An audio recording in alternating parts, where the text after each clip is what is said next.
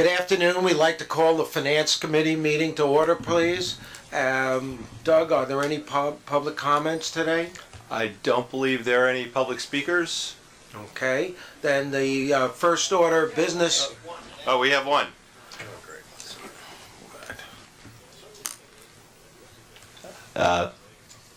Murray Bowden. I got here this morning at 10 minutes to 8 for the MTA, the Metro North meeting, which I thought was going to start at 8:30. It started at 8:15. This meeting is scheduled to start at 12:45, not 12:30. I can't find a copy of the thing so I can address what this meeting is about. Oh, here we are. Finance Committee meeting.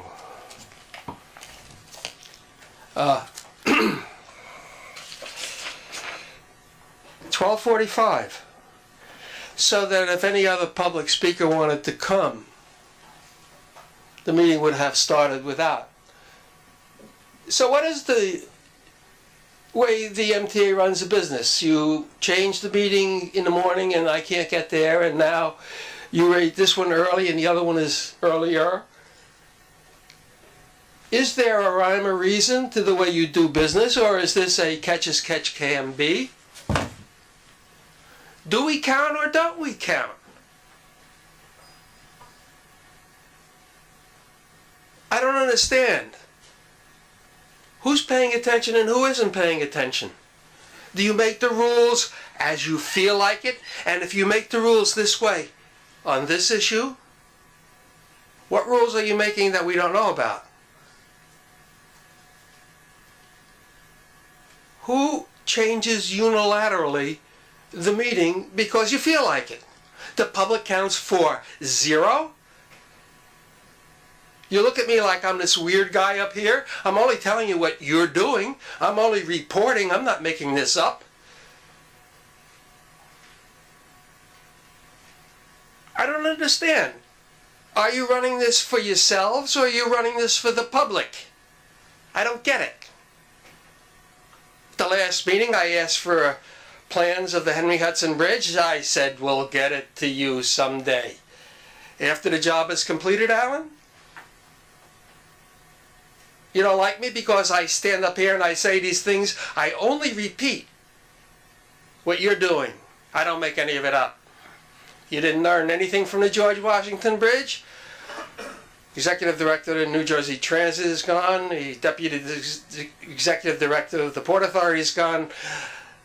A lot of people have been gone. And you think I'm... Mr. Bowden, please conclude your comments.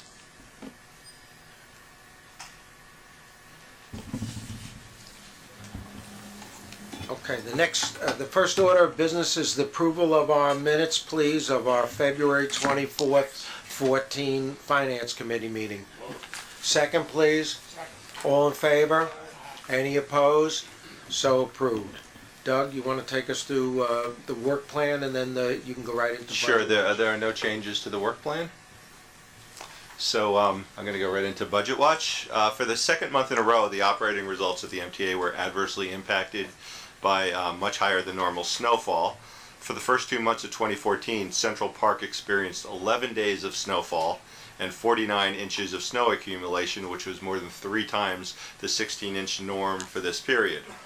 I'm going to talk about results for the month and then year-to-date. For the month, preliminary net results were mixed. Operating results were mostly on target as unfavorable snow-related impacts to revenue and payroll expenses were offset by underspending in OTPS categories. The snow reduced passenger revenues at New York City Transit and Metro North. It also reduced B&T toll revenue. The weather resulted in higher overtime costs and lower recovery of overhead costs. Long Island Railroad passenger revenue, however, was favorable but due to higher ridership and yield. Also impacting this month's results were favorable debt service expenses that were offset by lower real estate transaction tax receipts. Unfavorable March real estate results served to partially reverse very favorable results that we had seen in the first 2 months of 2014. PMT collections were favorable for the month, which reversed much of the unfavorable variance that we had reported in the prior 2 months. On a year-to-date basis, unfavorable operating results from January and February snowfall were offset by favorable debt service and subsidy results. Combined passenger and toll revenues through February were $30 million or 2.7% unfavorable, while operating expenses were $21 million or 1.3% unfavorable.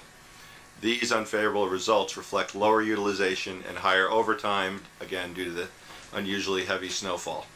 Debt service costs through February were $39 million or 10% favorable, although some of that is timing related and we expect some of that favorable variance to be reversed in the coming months. Subsidies through March were net favorable by $59 million or 7%, again primarily from a higher real estate transaction tax receipts that were $60 million favorable year to date. However, that was comprised of very favorable results in January and February that were $85 million favorable, partially offset by March results that were $25 million unfavorable. So I know I just gave you a lot of numbers, ups and downs, so to try to sum up where we stand at this point relative to the budget, we're slightly favorable. However, that's really being driven by the favorable real estate collections in January and February. If the March results were to continue, the favorable overall results would be very short-lived. So we've had some one-shots with the real estate, we've had some unfavorable results with the weather. So overall, we're hanging on a little bit favorable, and we'll be watching very closely going forward. Any questions? Pat? Okay. Yeah. Is there a question? No, I don't think so. No. Okay. Finance Watch appears on Roman 4-1 of the committee book this month, and we have 2 items to report. The first is a diesel fuel hedge that was executed on February 26th. This was a $7.9 million ultra low sulfur diesel fuel hedge. The winning bidder for this hedge, it was bid competitively, was JP Morgan Ventures Energy Corporation, and the all-in price for the fuel purchase was $2.83 per gallon. And the hedge covers the period from February 2015 to January 2016. Next, we have the $400 million MTA Transportation Revenue Bonds 2014A. This was a combination of both current refunding bonds, and as you can see here, the issue there was approximately $130.6 million of bonds. The refunding generated $19.25 million in present value savings, or 13.1%. It was a current issue, so there was no escrow needed for that.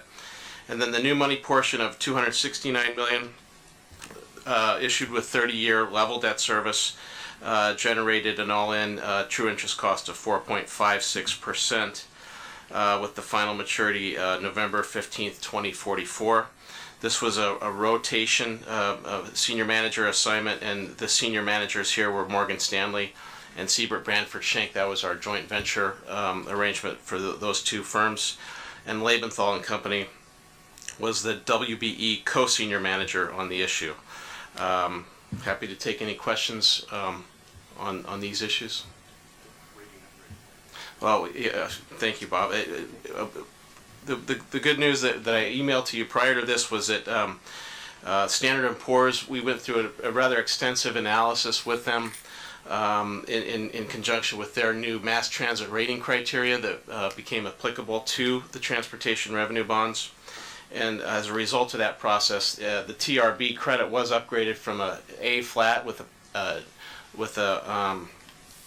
just a general outlook to A plus with a positive outlook, and so that was a very good outcome. The positive outlook would suggest that there's a 1 in 3 chance that that the credit would be upgraded in the next 2 years. So it's something we're going to continue to push on with S&P. So, okay. Doug, go ahead with the... Sure. Moving to headquarter and all agency items. There's one action item, which is the all agency annual procurement report. We're asking the board to authorize the filing with the state of New York the annual MTA all agency procurement report for the period January 1st, 2013 through December 31st, 2013, as required under Section 2879 of the State Public Authorities Law. Okay, a motion, please. A second. All in favor? Any opposed? So moved, Doug.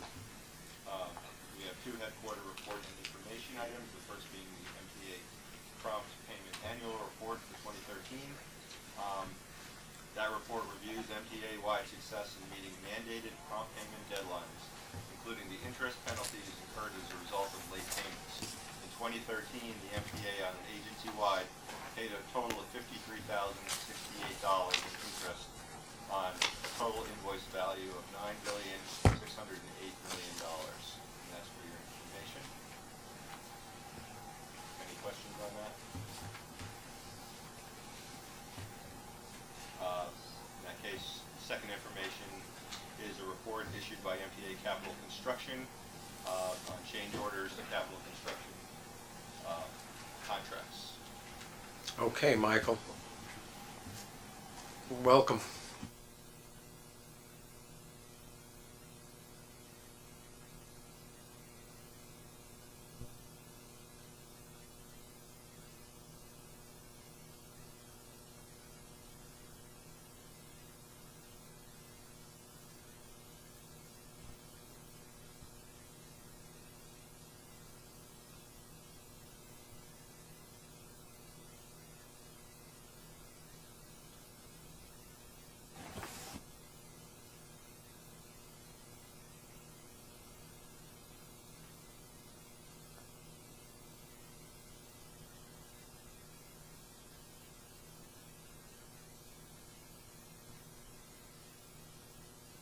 There you go. Okay, it does work.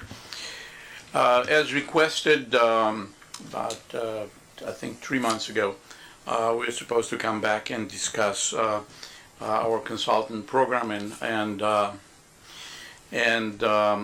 in fact, how we procure that, as well as some other information. So, just wanted to make sure that everyone understands all our consultants are procured basically based on Federal Transit Administration regulations. Now, what does that mean? It means that we have a qualification-based selection as per the 1972 Brooks Act for federally funded contracts that applies to all our professional service contracts. And the selection is purely based on qualification and experience. Price is not an evaluation criteria. Once a consultant is selected, we go through a negotiations process with the most technically qualified proposer, and we are negotiating the following thing: the level of the positions, the number of hours that they have to devote to the contract, the escalation factors to the midpoint of the contract, and fees and other direct costs. The indirect costs that basically includes overhead rate, that this is the biggest chunk, or one of the biggest chunks of money, are non-negotiable, but they are auditable according to the Federal Acquisition Regulation, the FAR. Now, we have three major type of consultants. We have a program management consultant that is URS Corporation, and they provide not only day-to-day program management, but also they do construction management services and general conditions support. Then in addition to that, we have a consultant that is purely construction management consultant. This is Jacobs Leroy, a joint venture, that provide only construction management services. And the current total, the first one was $585 million. This is $99 million.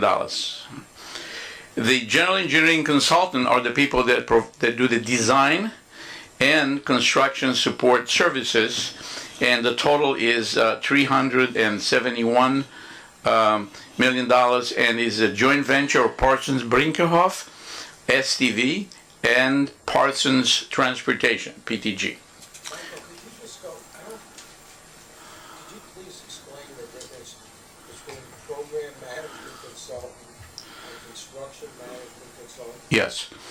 The construction management consultant is particularly focused on one contract. The program is very different. We have over, I think, 25 or 30 contracts that we are managing. Every contract needs to be accompanied by a construction manager that makes sure that the construction is performed in accordance with the specification and a design. So, under, let's say, if you talk about the City of New York, they refer, and other agencies would refer to it as construction inspection. It's about the same thing. So we have a resident engineer, we have inspectors, we have office engineers that, and what they do, they make sure that the contract is performed according with the specifications, and they are the one that processing the payments and so forth. The program management consultant is an umbrella consultant that looks at it in a total different way and provides the program management. I just wanted to make clear that we have what is turned out to be an over $9 billion project, talking about East Side Access, then we have at any given time anywhere between, depending on attrition rates, and 17 to 20 MTA employees. MTACC employs very few people, and the remainder of the people are under contract with consultants. That allows us two things to do. Number one, allows us to make sure that we are manning the project purely in accordance with the needs, and we can shrink and expand as needed. So the beginning, when this was awarded in, as you will see, in 1998, that was the whole idea behind it.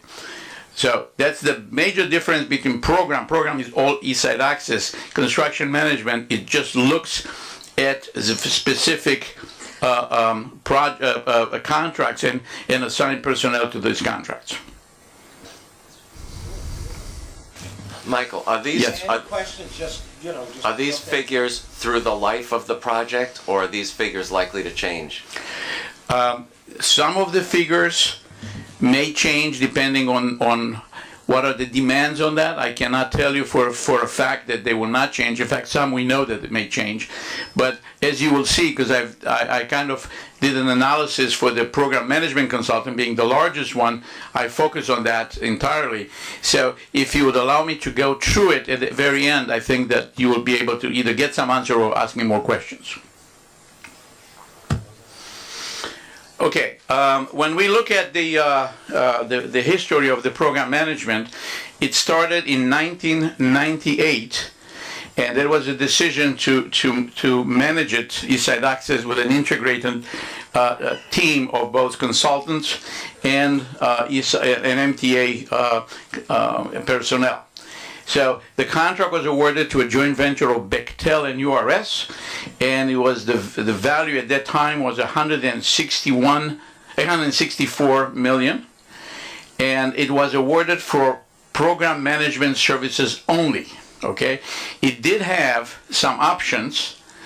Okay, and for a variety of other things, and the options were also to add construction management, general conditions, as well as the fact that when we awarded, and I want to make a separation between going to the board to get a contract award that or the value of the contract to be established at a certain level, yet what we're doing is we're only obligating part of the money as the need arises. So initially, we only awarded $28.5 million for when the preliminary engineering and the environmental impact was completed. In 2000, we moved into phases 2 and 4. And at that time, the contract was extended in 2000 from completion being in 2009 to 2011. And the board authorized an increase of $43 million, bringing the total authorization to $207 million. And at the same time, the number of design packages increased from 11 to 40. So the construction duration was also extended to December of 2011. At that time, we have actually awarded or increased the contract value per se by 36.3 million, going to 64. Again, I want you to see the difference. 207 was the board authorization, and within that we have a 64.8 million authorized for the project. In 2002, we have basically funded options. And the options that we funded in 2002 was for construction management services for 120.7 million, general conditions of 50 million, and contingency of 18 million. So the total authorization by the board has gone up to almost $396 million. Again, the construction management services were specific for contracts. The general conditions were things that actually were geared more, not a consultant service, but security services, cleaning service, other things that were required to get the project done. At the same time, in 2002, we increased the contract value by 21.7 to award construction management for a total of 86 now. 0.5 million, and construction in effect was initiated in 2002. In 2003, the contract value increased by 48 million, so we now given the contractor more money for a total of 134 that was well within the authorized value of 395. Between the year of 2004 and 2010, we had an allocation of funding in a 1 or 2 year increments, and we have brought this to the board every time we've done that. So the contract value increased by 188.7 million between 2004 and 2010 to 323, and it's still within the 396 that was in effect authorized by the board. 2011, the changes to the project impacted the level and duration of services required. It means, in other words, didn't get any shorter, it got longer. So the board authorized an increase of the budget by 67.4 million that provided funding through December 2012, and the total was now 431.7. At the same exact time, we have increased the value of the contract value to URS by 75.9 for a total of close to 400 million. 2012, again, we have the contract value increased by 32 upon release of funding from the 2010-2014. At the time, we were only funded on a 2-year basis, the capital, so if you recall that, so we were actually matching that, so we had money on the second, when they was totally approved. In January of 2013, the board authorized to increase, again, by 59 million, and contract value was increased by the same amount that provided funding through December 2013. In December 2013, the contract was extended to June 2015. I'm talking about the contract for URS, for the program manager, and the board authorized an increase of 94.4 to 585.3 million. Contract value increased again by the same amount. Now, what I would like to point out that although we have a large contract with URS, only 47% of the money is going to the to URS. We have 53% of the billings for sub-consultants, including general conditions, and we have 20% or $117 million for DBs, disadvantaged business enterprises. So this was the target that we had, and we right now actually are slightly ahead of the target. We have about 22%. This is just a contract history, and you have it there. And on a year-by-year basis, what the board authorized, what we awarded, and it shows you what we have. Now, there was a question, I think, that asked, do we expect that to increase? The answer is yes, because this only funds us through 2015, and we're going to go beyond that on here. Here is the part that actually what we can negotiate. So there are things that we in terms of level of the people and the hours and so forth, this is a negotiation that is technical in nature. So we could not negotiate actually the overhead. So that's against. So here's what we could negotiate. So what we did is we looked at the fees. Now the fees are something that is being attributable once you negotiate the labor and you have the overhead, the fee and then out of pockets. The fees is a sum of money that goes to cover expenses not covered by overhead and a profit for the job. So the industry standard is 8.5 to 10. We started at 8.6, and we negotiated down to 7%. So and that goes forward to that. So we had the fees have been reduced right now because we have negotiated forward the 7%. The same goes for MTA support, in which the fees were 8%, and we lowered them to in effect to 5%, a reduction of 3%, but the amount of money is not that great, so you only save about $500,000. All of the savings are through June of 2015. Clearly, they will continue beyond that as we continue the job.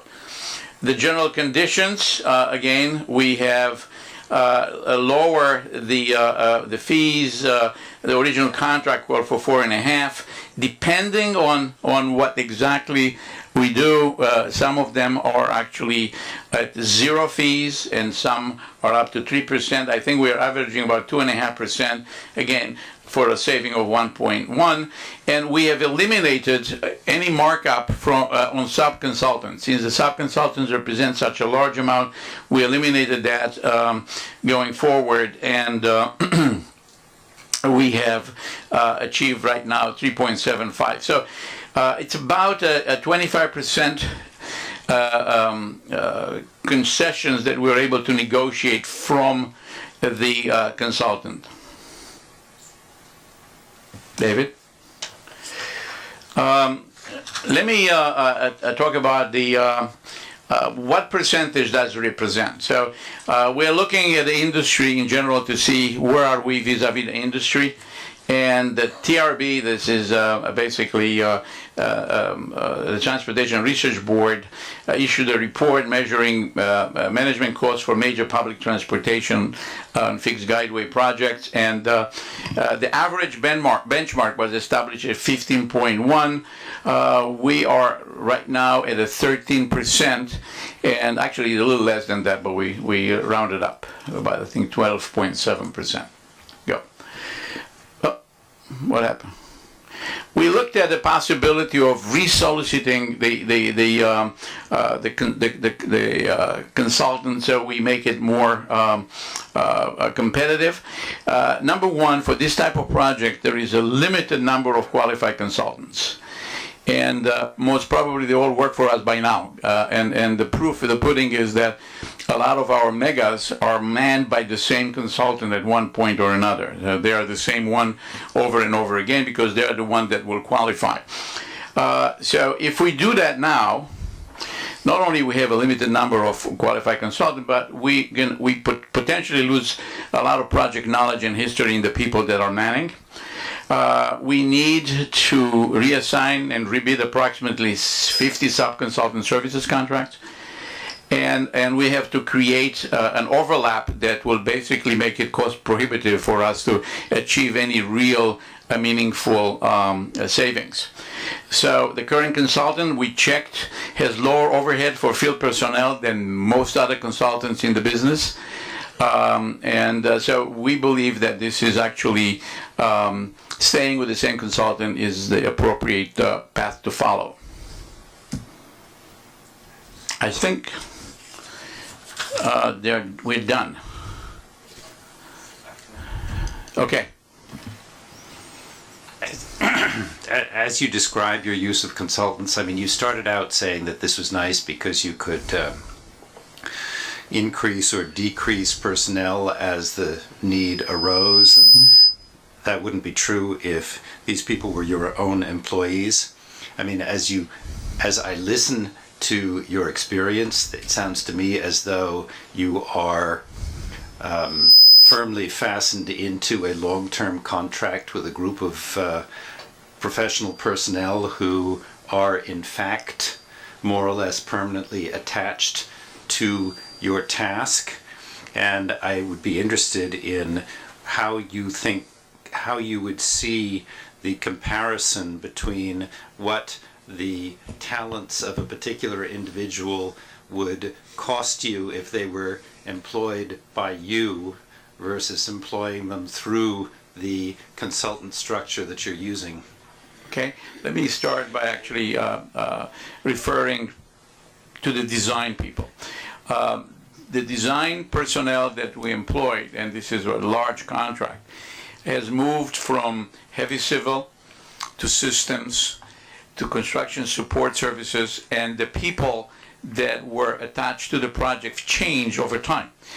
Sometime at the beginning we needed a lot of structural engineers, then we needed electrical engineers. So the structural engineers are gone, and then the electrical engineer or systems engineers came in.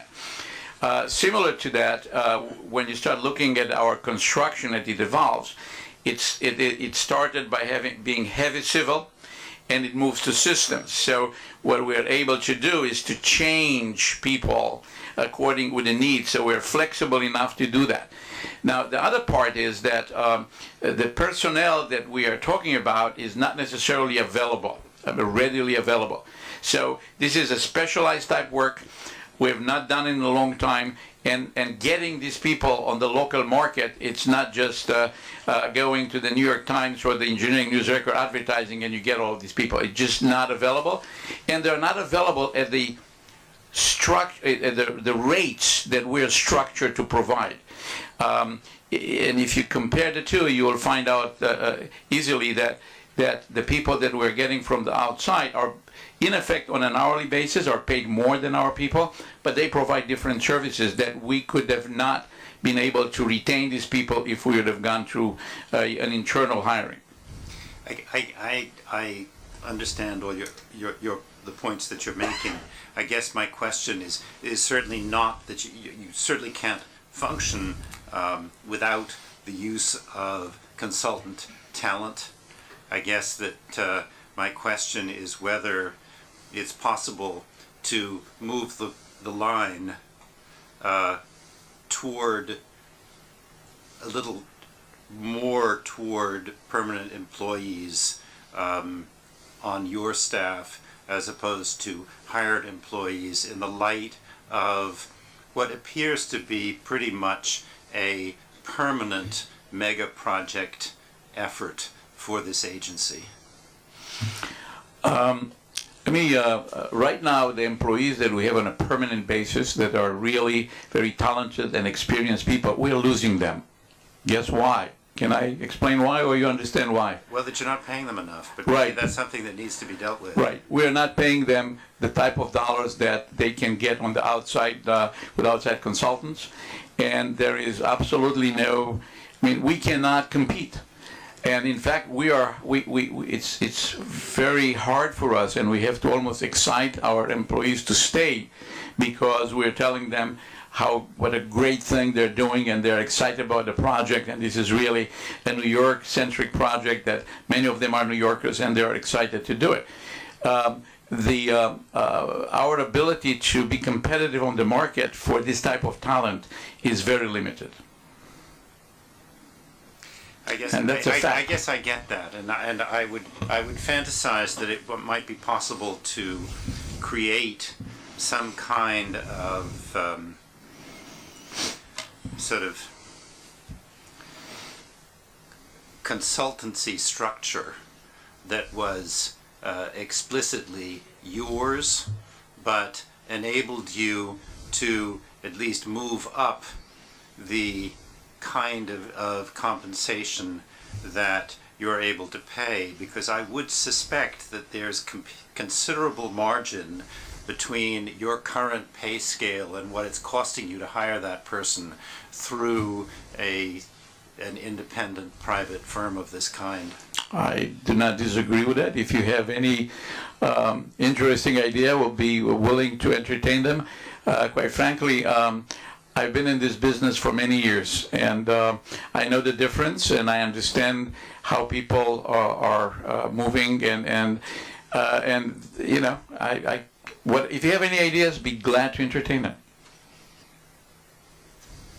Yeah, apparently my microphone's not working, but, you know, I've achieved my limited status in the weight room by having one of the loudest voices in the room, so. And, you know, Mike, I always respect your work and all this. It doesn't matter, you can hear me. So, the thing is, when I add the math up here, I respect mathematics, above all things. I don't give a transcript, I'm talking about. When you add up this stuff here, Yes. when you add up the numbers here, it comes to $1,054,000,000 for the consultants. As we say in South Brooklyn, that's a lot of scroll.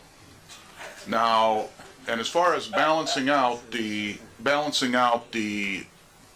in-house versus consultancy on the outside, it's $1.5 billion for East Side Access. It's not Second Avenue Subway, it's nothing else. That's correct. So that's, you know, to me, that's a nice management vig. I mean, you know, 12% or 15%, your numbers, 15% shows what you're using for outside consultants to manage it. What is the number for inside people who are managing the outside people? You know, what is the level of control we have, or what is the level of budget commitment we've had inside to manage this 15%?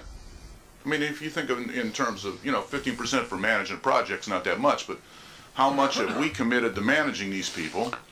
And, you know, that's where I want to start with this discussion at least. Okay, let me say the following. In general, what I look for, and this is the industry looks at, what is the soft cost? What percentage of, how many cents per construction dollar do we spend in soft costs? And soft cost includes construction management, design, program management, and our whatever administrative things we have.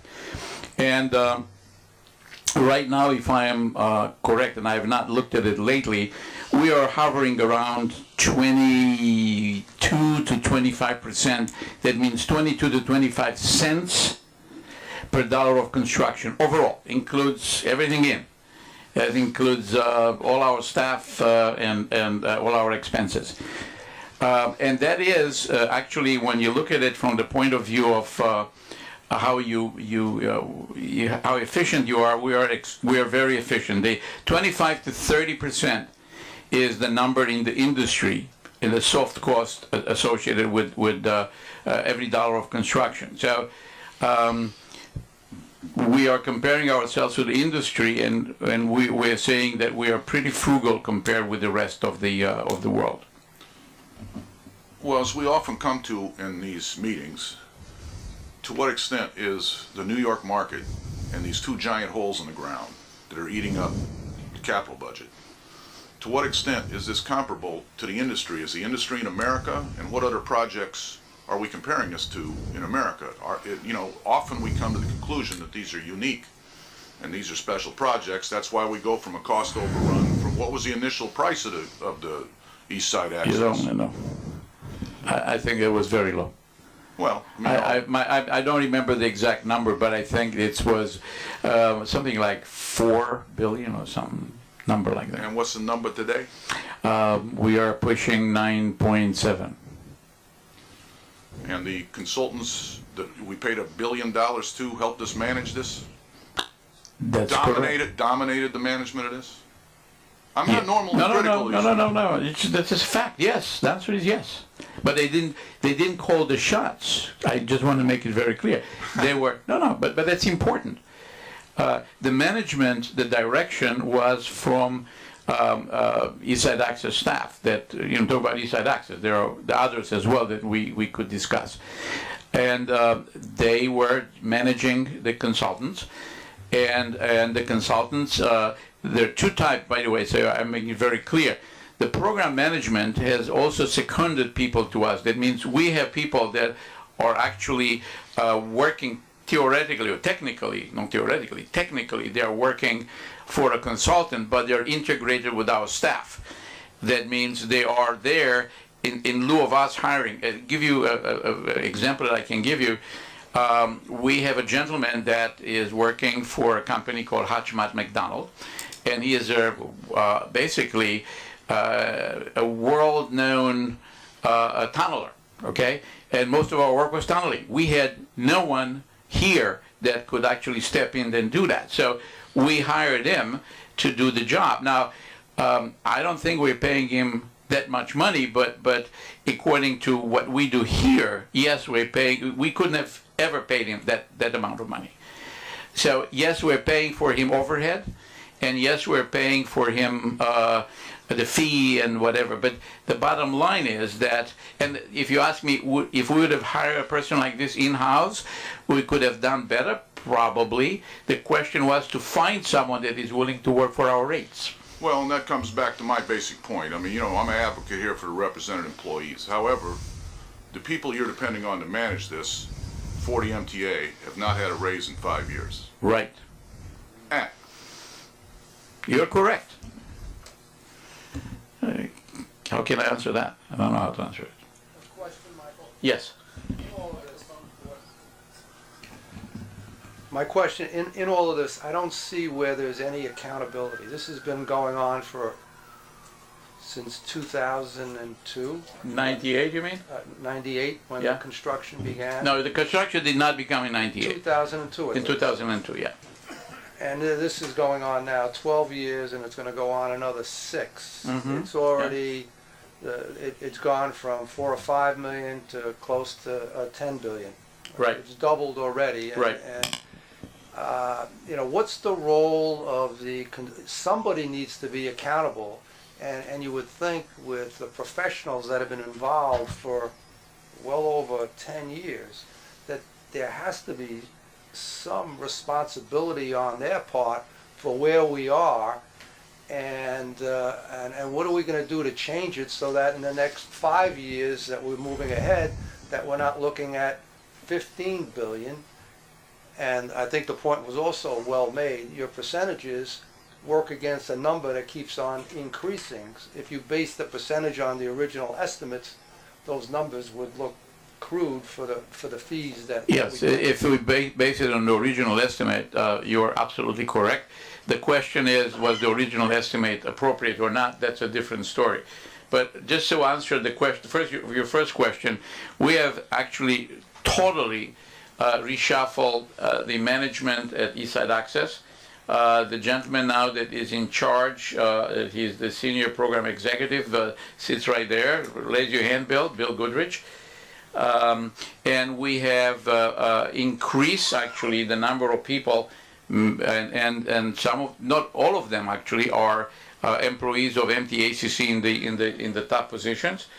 We have brought in talent in the area of program controls. That is a former contractor that understands estimating and scheduling, that can look at it, and he was willing to work for a reduced a number of dollars, because he is basically towards the end of his career, so he doesn't necessarily need to send kids to college.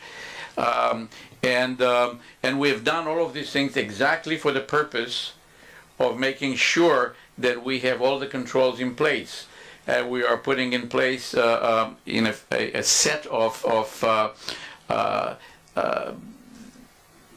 benchmarks that we must control the project against, to make sure that things are not going over the budget, and we are keeping track of everything in a I would say, I don't want to call it day to day, but we would know on a monthly basis exactly where we stand vis-a-vis the benchmark that we established. So that has been put in place. That being said, now when you look at and I know that you are looking at fees and you're trying to look at percentages, and they do go against construction dollars, as you know. When you make a change, and the change is a design change, the designers get more money because you change the design. And then when you change the design and you change the construction costs, now the contractors get more money. And then the construction managers, if you break it up into more packages, you need more construction management to, in effect, stay with every project. So this is an explanation, but this is also reality, the way it works out. If you look at the overall cost, and I would say to you that that's the way I would look at it, in terms of the soft cost vis-a-vis a construction dollar, that means something that we put in place, we're actually doing well. Michael, can I Yes. a couple of questions? Yes. What's your definition for fee value? I'd like to understand what that Okay, means actually. normally, in this type of the contract, so this is the procure under the federal acquisition regulations, you take the direct technical labor, that is what we pay people, what the consultant pays people, and this is all auditable. Then you take the overhead, and the overhead is a bunch of things that get attached to it. There's fringe benefits and a lot of other things. So that represents something. Okay, let's just assume that for every dollar in technical labor, in money that they pay an employee, you add $1 for overhead. Just I'm making it up. This is 2. The fee now is calculated anywhere between 8 to 10% of that. This is a range of negotiated So fees. this is their profit. No, it's not. I want to make sure that you understand why it is not. A lot of the federal acquisition regulations, as an example, does not allow interest to be charged to overhead. A consultant, if they're lucky, they will get paid in 120 days. Reality is sometimes go to 150 days. So they have to float whatever there is and pay interest for Right, that. but basically the fee is the guy's profit above No. the overhead. Well, again, in other words, overhead. if you with what the way I If I understand, may- if I may- the way I understand it is you have the labor costs for the people, you then add the overhead to it, Yes. and the fee is a calculate like you said 7 to 8% or whatever it is on top of that. Right. Now, but That's not called a profit for a reason. It's called a fee. Because if you incur, let's say, 2% cost of money, that comes off the fee. But the cost of money is very low now. But Well, so today- other than cost of money, what comes out of this thing? A certain amount of overhead is not allowable. Give you an example. If you have salaries in excess of a certain amount of dollars, that has to come off the fees.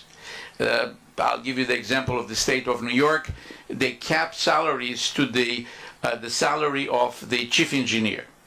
So therefore, they cap it at, let's say, 160 or 170,000. Well, many people in this work, they get paid more. Okay, but so here in this the PMC had about $36 million worth of fees for so far for the Yes, project. yes. What percentage do you think of that was profit to this PMC? If you look at the engineering companies, and there are many of them are on the market that you can see it, actually, the large ones, I can tell you that if they make 3 to 4% profit, they're doing well. So you think half of this was profit? Yes. Okay. But if you look at this, what the problem that you have here is, the longer the job goes on, the more changes that you have, for whatever reason, these people have an annuity. Let's use your number 3 or 4%. If this job goes from 4 billion to 10 billion, they made 3 or 4% of that. If this job goes from 10 billion to 15 billion, there's another 3 to 4% on You that. have to So apply why? the fees. But wait, just let me finish. What's the incentive to the PMC to bring the job to conclusion? The longer the job goes on, the more money the guy makes. Well, To me. look, I understand what you're saying, but this is not necessarily But Michael, look, that's the facts. The facts is that the But thing started you're out. taking 3 to 4% on billions of dollars when that's an incorrect number. We're talking about 3 to 4% maybe on over a period of let's say 98 to today. That is 2014, so it's 16 years, and they made let's assume that they made 4% profit every year, whatever amount they had, for a period of 16 years.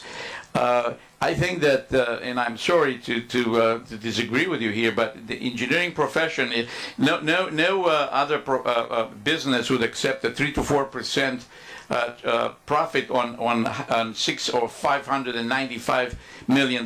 This is Let me it's ask a you very another- small number, particularly over 16 Michael, years. General Engineering and Consulting, that's for the plans? This is GECS for the plans, yes. So that was the design and the plans to do the The project, correct? preliminary design, the The final working- design. The working drawings, the whole thing, Yeah. right? Construction, The working, yeah. construction drawings, everything. Okay. So, but what's happened here is we've had a job that started out at whatever it was, 4 billion. Nobody even knows what it started out at this point. Oh, And I now can you're give you the now- exact number if All you right, want, but I'm sure you that's do. okay. Now we're up to $10 billion on this job. Mm-hmm. And now you say there's probably 6 more years of work, best estimate here to finish the thing? Yes.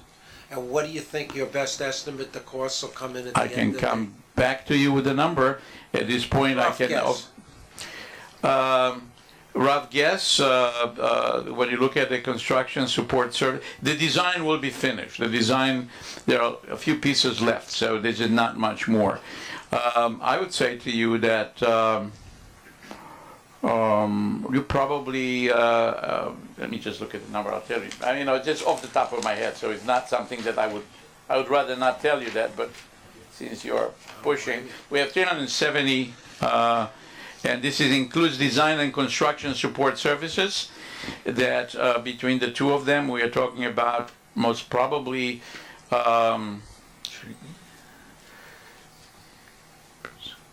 it could be another 60, 70 million on design. I'm just, No, I construction mean, support cost of services construct- primarily. The total cost of construction. Total cost of construction, assume 7.5 billion. More? No, total. Not more, total. No, I thought, but it's at 10 billion now, right? No, it's, you're including now soft cost in there. You're including a lot of other stuff that is not necessarily attributable when you calculate the fee of a consultant. Okay, I'm staying with a construction cost for that. John? Yeah, John. Just maybe I can clarify.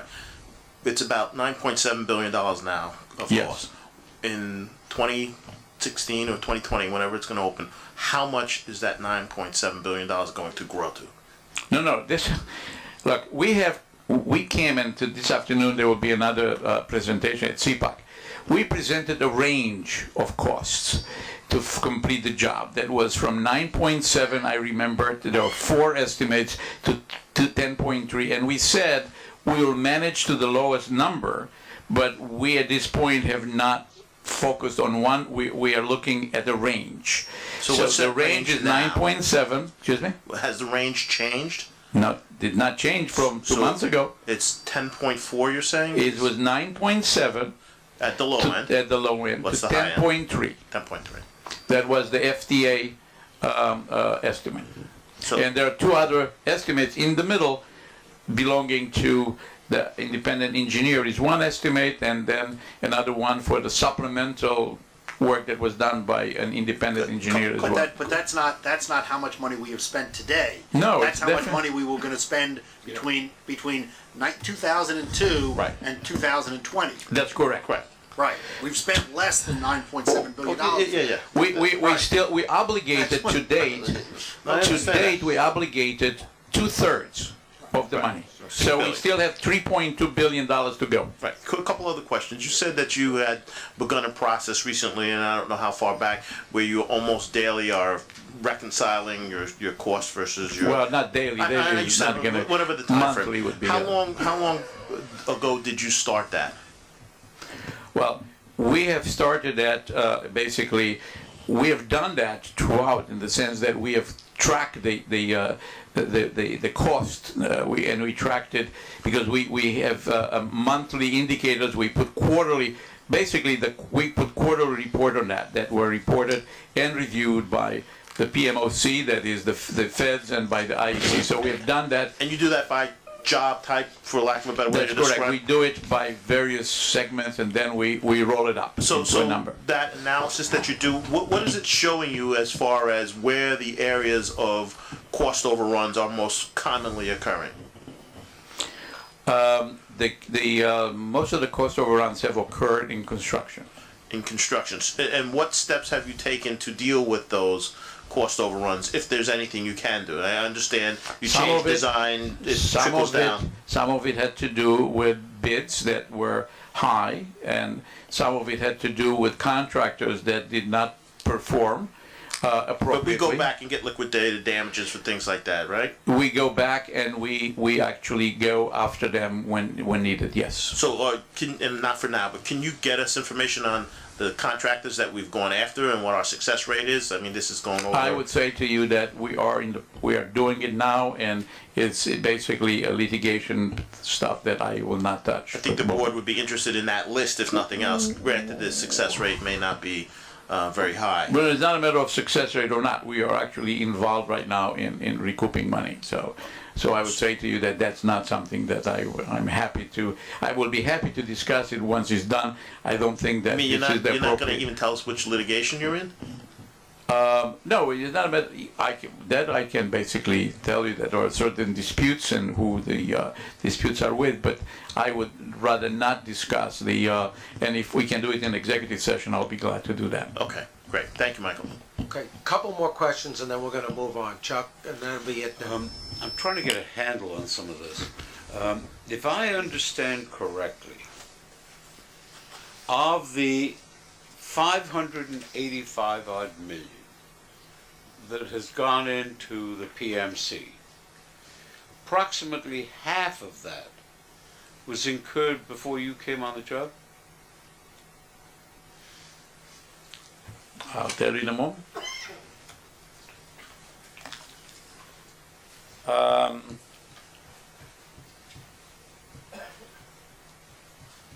I would say that about 400 million was authorized before I came, yes. Number two, was the contract with URS in place when you came on the job?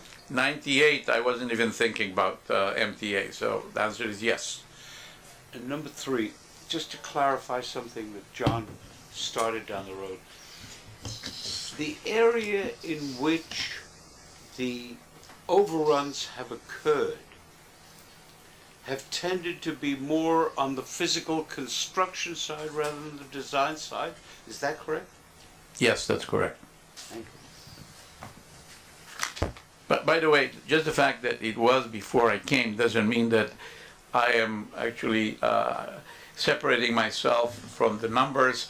The numbers, the way I've seen it for the consultants, have been well documented, and I do not believe that they are excessive. I mean, they're a lot of money for a lot of work, but there was a decision made to do that with consultants rather than with MTA staff. And that decision was made way before.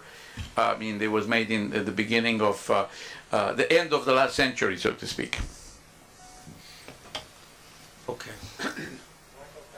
You're welcome. Michael, thank you very much. We'll move on at this point. Okay. Doug, you wanna take us through procurements?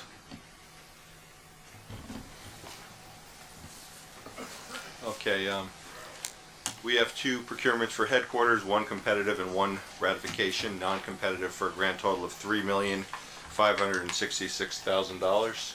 A motion, please. Second, please. All in favor? Any opposed? So moved. Next on the agenda, we have Metro North with four procurements totaling $67 million.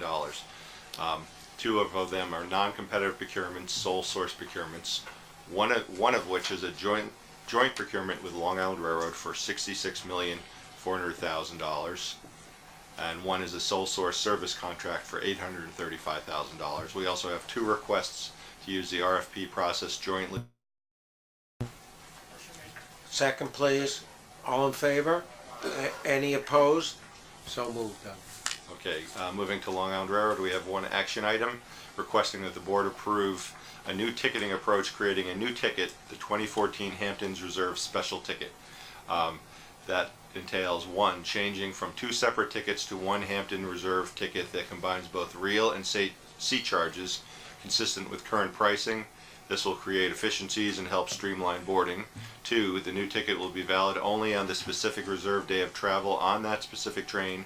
3, adjust the refund policy as follows, that the ticket will be refundable as long as customers cancel their reservations no later than noon on the Thursday prior to the specific date of travel for such ticket. This will free up seats to other customers seeking to travel on the Hamptons Reserve. Finally, consistent with current refund policy, customers who have their tickets already must return them within 60 days from the date of sale, while customers who have paid but do not have tickets will receive refunds upon timely receipt of the cancellation notice. All such refunds remain subject to the applicable $10 refund fee. Okay, a motion, second, please. Second, please. All in favor? Any opposed? So moved. Okay, next we're moving to New York City Transit MTA bus operations, where there are no items. Then we have bridges and tunnels. We have one procurement, a modification to a miscellaneous service contract for a grand total of $1,677,000. Okay, second, please. All in favor? Any opposed?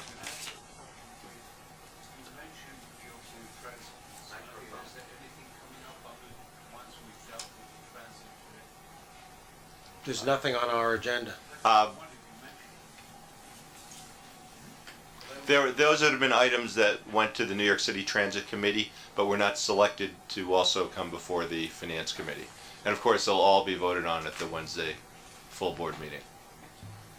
Okay, so Finally, First Mutual Transportation Assurance Company, there are no items for FIMTAC, and that would conclude the finance portion of the meeting.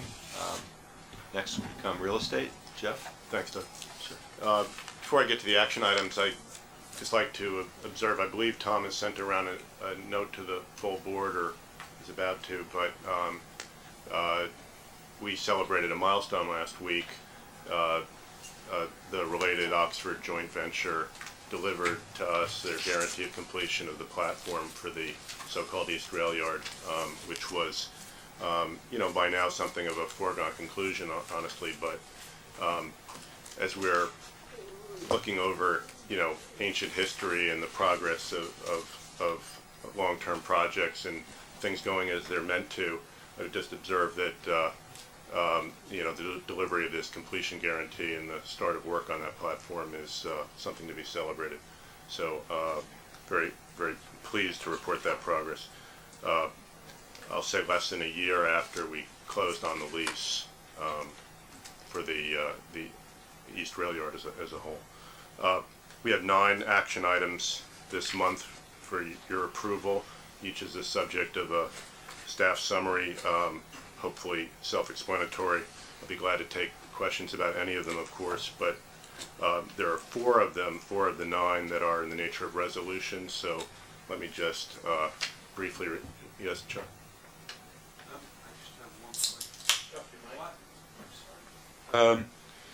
While it's a wonderful thing, I just want to know how MTA is involved in the long-stay residential hotels that are being provided. Why are we paying for that, MTA? Long-stay residential hotels. Item on page X. No, 2I. no, I see. Well, that's one of the 4 resolutions that I was going to review. Every once in a while, we have unanticipated circumstances in the Second Avenue subway project where the construction necessitates the displacement, sometimes on an emergency basis, of these are the residents of the building? Residents of some of the some of the century-old buildings that have developed little deficiencies and so on. So actually, there's an item there for a ratification. We spent about $26,000 on an emergency basis to house some people. One of the resolutions that I mentioned is asking for general authorization to do that as these circumstances present themselves, since we don't have actually a board policy that specifically authorizes me to do that, and they're often, hundreds of thousands, if not millions of dollars at stake in ensuring that we don't delay the project. The other 3 resolutions briefly. One is the annual board adoption of our all-agency leasing out and disposition guidelines for real property and personal property. This is a statutory requirement under the Public Authorities Law. Some years ago, we came to you with, in effect, an all-new set of guidelines. This year, we're only making some very minor technical corrections to the guidelines as shown in the black line that we've sent you, but I don't think there's anything that requires special attention. I will say that there is a separate set of guidelines specifically for Grand Central that sort of dovetail with the generic guidelines, and there we are asking for, in a separate resolution, for to authorize us to make an adjustment to address a situation we had last year with, you may recall that we had brought you a lease with Shake Shack, and we then spent, I think, something like a year and a half in needless litigation with Zocalo as they held over, I'll say, abusing judicial processing because in the early years when Grand Central was first redeveloped, we did not have the robust set of tenant guarantees and security packages that we've been getting in new leases. So what we're asking for is authorization to tell existing tenants that if they want to qualify to respond to RFPs for new leases as their leases expire, that they agree in advance to provide the so-called good guy guarantee that is standard now in our leasing. If that's not self-explanatory, I'll be glad to answer questions about that. Finally, we have a request for approval of findings under SECRA. This has to do with a project on the waterfront in Staten Island, so-called Empire Outlet. Yeah, John. I have, Andrew, and Jeff, I do have 3 questions on 3 different matters. I don't know when to raise them, and then I don't want to be told I'm too late. Never too late, but go ahead. Okay? That's fine. All right. Well, again, briefly, this is a city project, a city initiative to facilitate a large development adjoining the Staten Island Ferry, between the ferry and the minor league stadium there.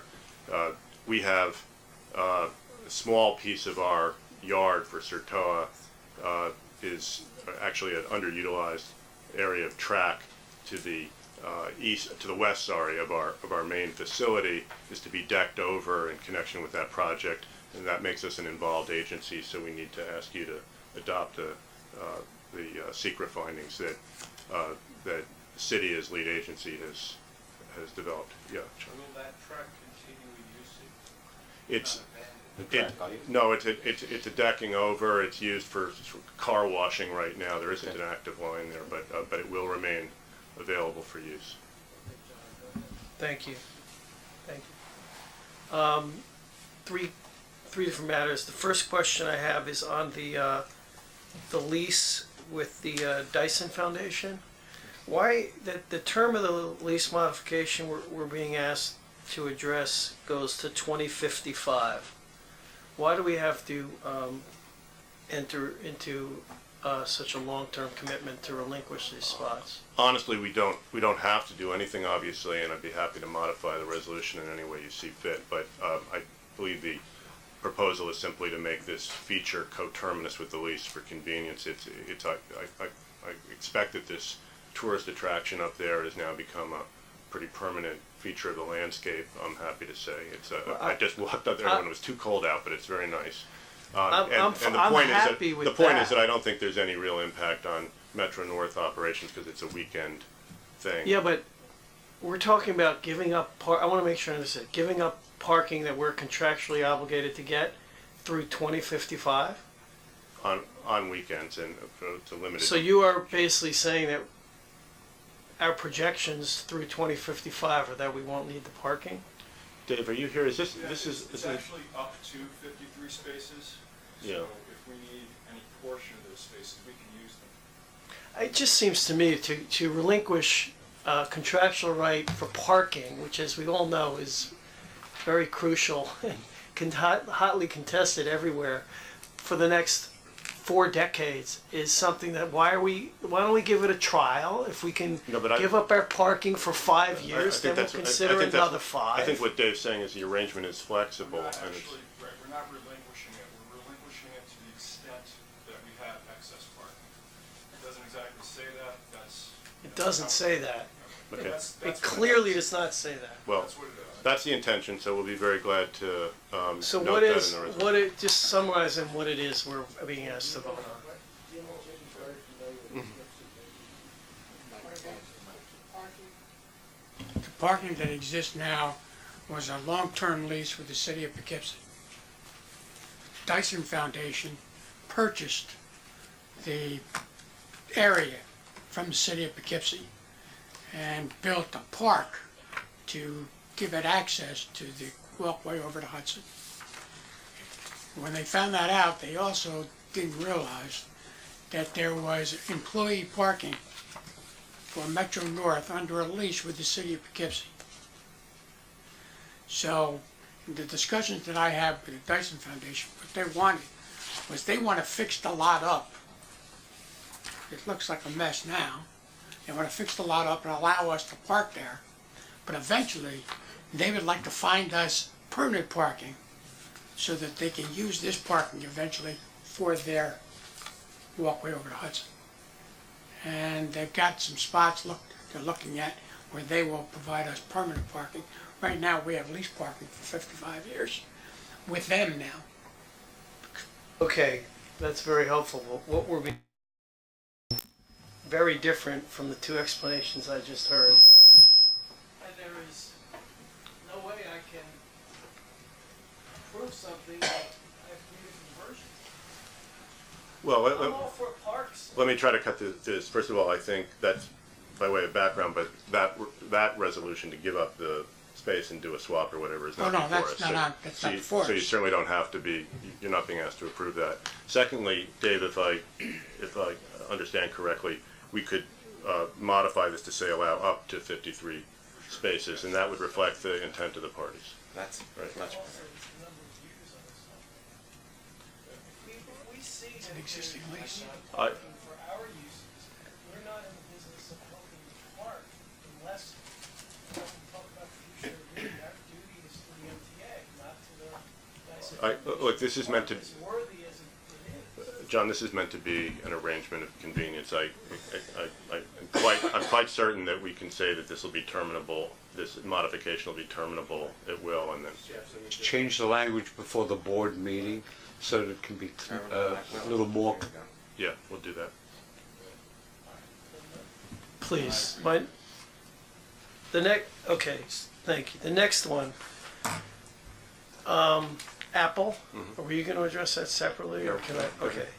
I just wanna ask you if perhaps, are they asking us for an accommodation now on the lease because they have a different need from what they had anticipated? Is that what this is Well, basically about?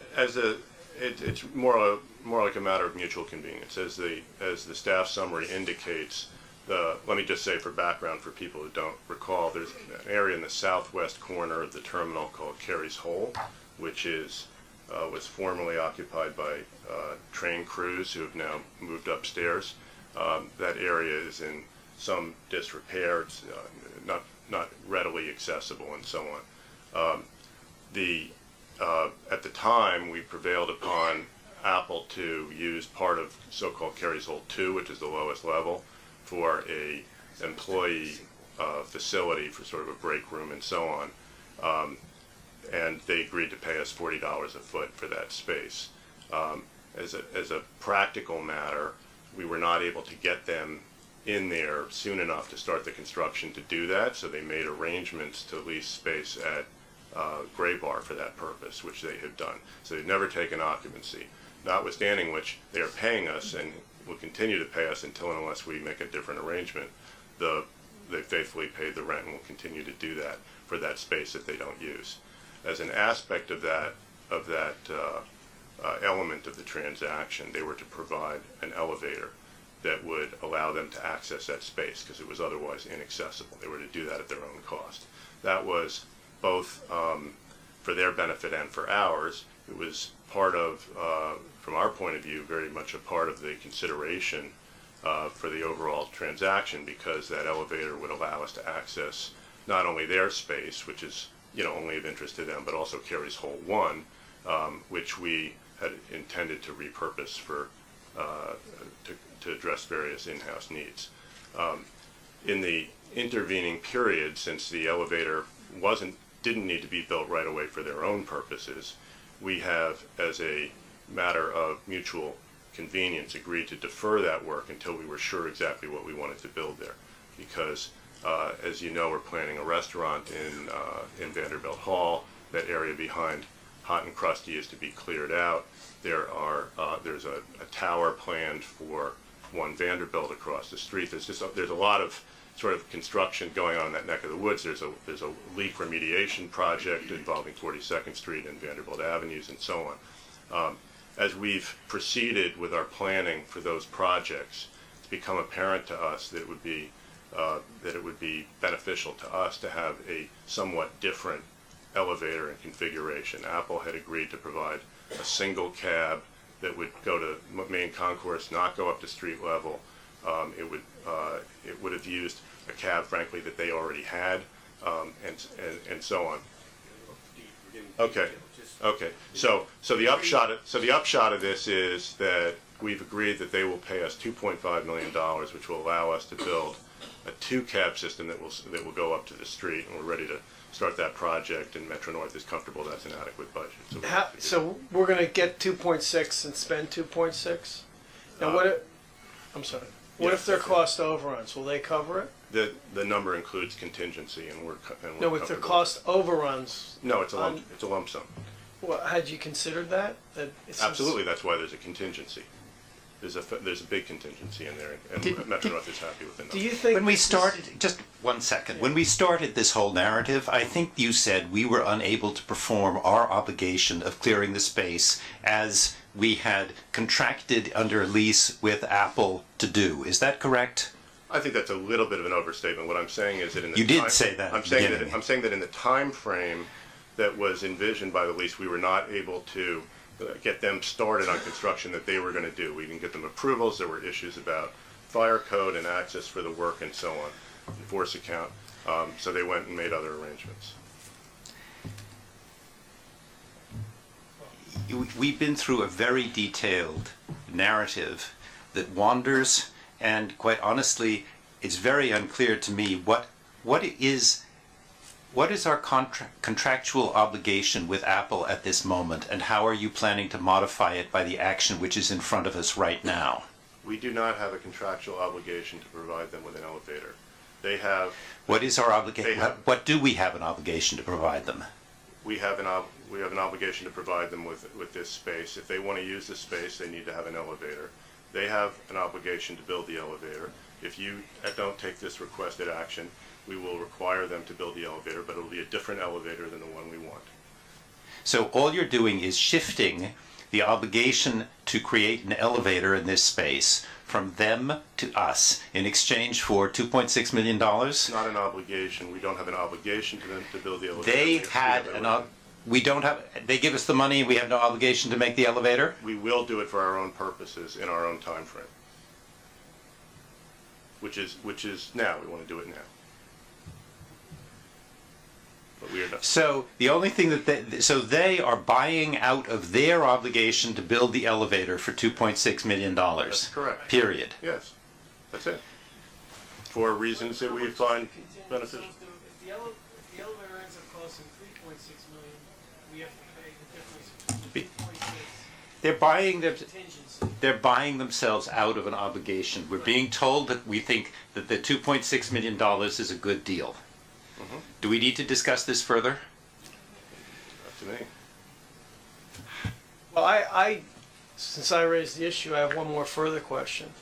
I wonder if this is a good time to assess the overall lease, and because I remember our discussions with you about Apple, and if you thought that we have a good market rate lease and relationship with them. Absolutely. I don't believe the Apple transaction as a whole was broken at the time, or it's broken now. I think it's a great deal for us. and it's a successful store, and I think it's been a great result. This particular relatively minor aspect of the transaction is one that we've been on as we've tried to assess what our best needs are in that corner of the terminal. We now think we know what we want to build. Unless we have an objection, I'd like to just call this for a vote, because we got some other things we really got to go on to. As I said, I had three, and that was two. The third I have a question on is the SIR, the sort Staten Island Railway Right. accommodation of Okay. will SIR operations be affected at all by what they want to do? There are columns to be placed. There is a deck to be placed. We will not enter into the agreement that's referenced in the staff summary until and unless CERTOA is entirely satisfied that the operational impacts will be mitigated. Well, are any future plans of expansion or anything of SIR being encumbered No. by this? No. So basically, we're giving an accommodation to a massive economic development for-profit project, and we're getting no compensation. Right, and I will say that that's happening in the context of a master lease from the city that envisions and indeed requires that we surrender surplus property on demand of the city. So with the mitigation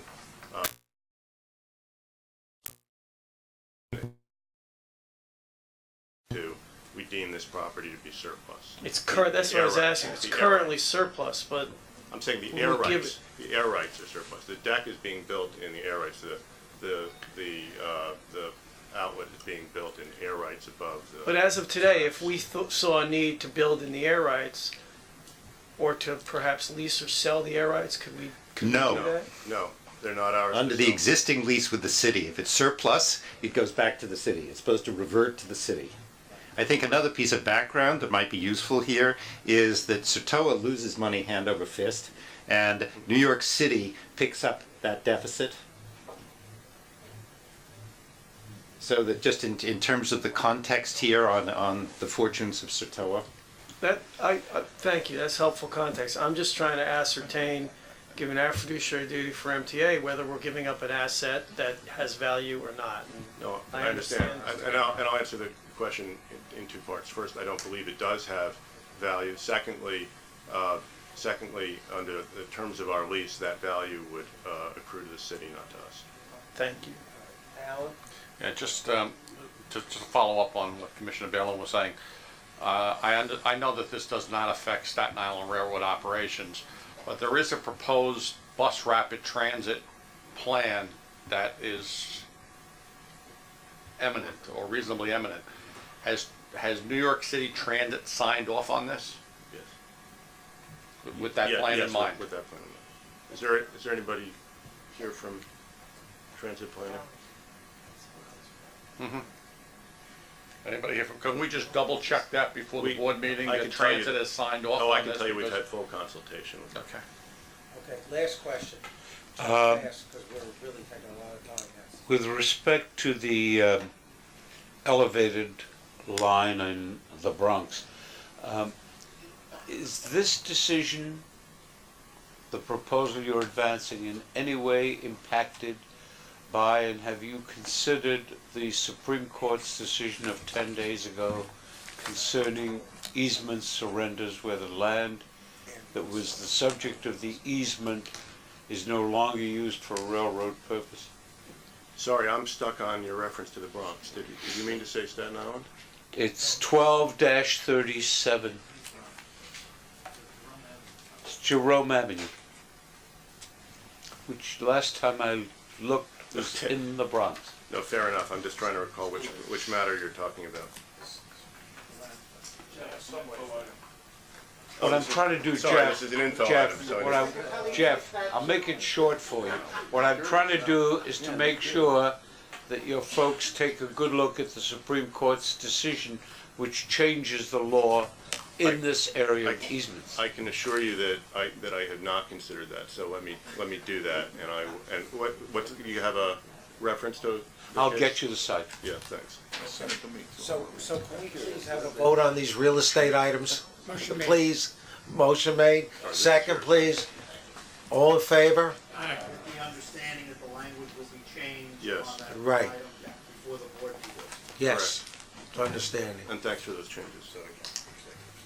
Okay, so all in favor? Aye. Any opposed? So moved. Now we need a motion, please, to go into executive session. Motion made. Thank you. Oh, What did the Supreme Court say?